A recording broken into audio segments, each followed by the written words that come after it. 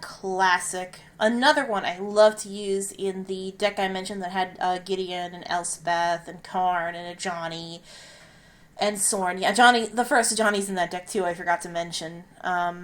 This is Lilliana Vess, aka the Immortal Necromancer. She's like over hundreds of thousands of years old. I forget exactly how old she's supposed to be, but she's definitely like a few centuries, and she doesn't look much older than I do. So, yeah, she's kind of a badass, and she's a really good card. She's a 5 mana card with 2 black, obviously. So she's a little cheaper than Sorin, and she has 5 loyalty, which is quite useful, noting her nuke is an 8. This is one of the first Planeswalkers ever to be released, I think. Her first ability is target player discards a card. Okay, that's useful. Make someone discard a card. You know, if they have just one card in their hand, you just got rid of their hand. It's fun. Her -2 is extraordinarily useful. Search your library for a card, then shuffle your library and put that card on top of it. So basically, card search. You need a specific card? Okay, just use your -2 and get the card. Excellent. But it's her -8. And by the way, like Elspeth, there is another version of this in a regular card called Grimoire of the Dead.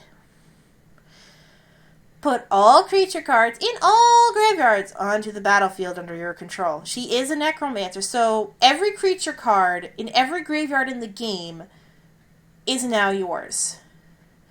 How to piss all your friends off in one shot.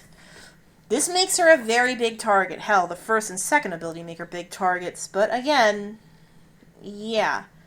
Planeswalkers tend to be big targets in general, I should point out, you know, depending on the Planeswalker. Obviously, someone like Gideon might get underestimated, but someone like Lily or Garruk is gonna get targeted pretty quick, because they end up being an infamy. I should point out that the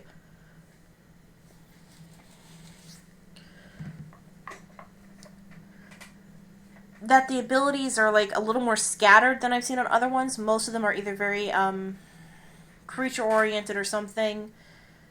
This one, she has a discard, which kind of fits in with the 8, but someone can just like not discard creatures. You know, there is that player going on.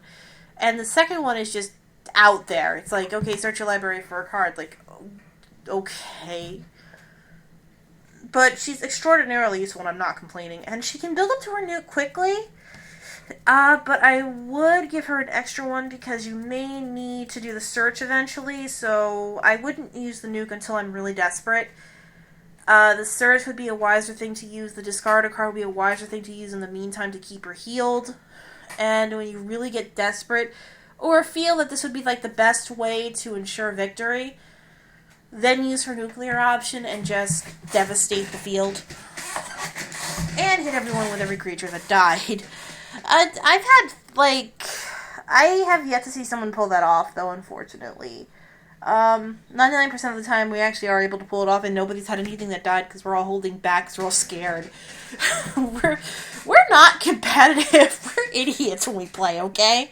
This is why I said I'll never do competitive gaming, because I'm not aggressive, yet we just kind of sit there derping, and, like, for fuck's sake, for years with Nicobolas, we'd going, Nicobolas! Like idiots, because we were so pissed off at that card. In fact, 2 of us refused to play the variant known as Star because we think it's the dumbest thing in the world. And our favorite variant is Plains Chase, which can take fucking hours because we end up stuck in the dumbest realm or in the death realm. Speeds that. We have our reasons. But yeah. I like this card. She's another one of my go-to cards when I play. Until next time, folks. Bye!